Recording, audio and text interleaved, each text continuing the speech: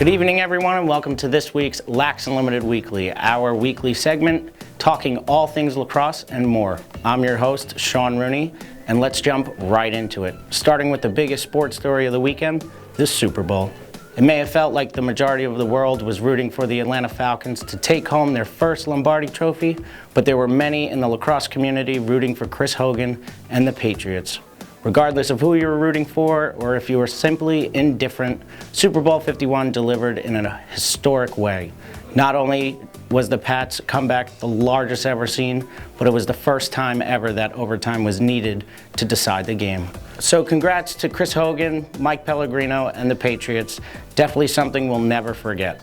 Now to college lax. As the season kicked into full swing this weekend, the Patriots weren't the only Boston team to pull out a big overtime win this weekend, as Boston University pulled off a double overtime win against Providence at home.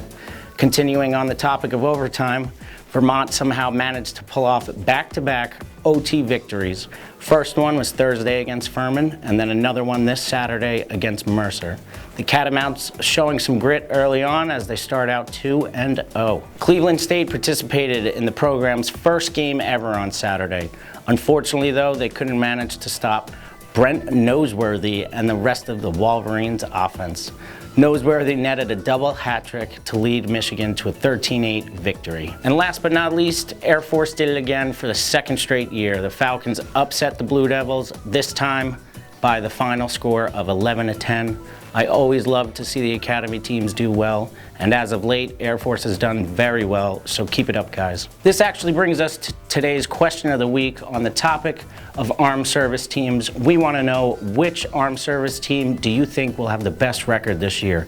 Will it be Army, Navy, or Air Force? Rank them in the comments below for me. Switching gears to the NLL, as Georgia Swarm is no longer undefeated. The Swarm dropped one to the Colorado Mammoth, which was a big win as they snapped a 2-game losing streak.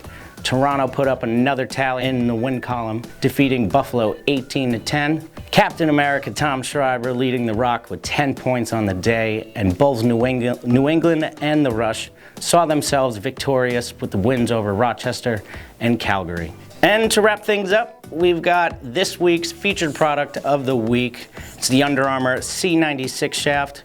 Now, you may have seen us talk about this before, and that's because it's an awesome piece of equipment. It's a composite shaft, and it is super, super light. And at the same time, it was built for the box game, so it's one of the strongest on the market. If you're looking for something new that's gonna last, definitely stop by one of our stores, check one of these out.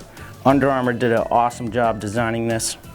Go check it out. And that's it for this week, guys. As always, thanks for watching. If you liked what you saw, please hit that like button and give us a share. Also, make sure to comment below your answer for this week's question of the week. Everyone have a great week, and we'll see you again next Monday. Captain America, Tom Schreiber. That's a good one.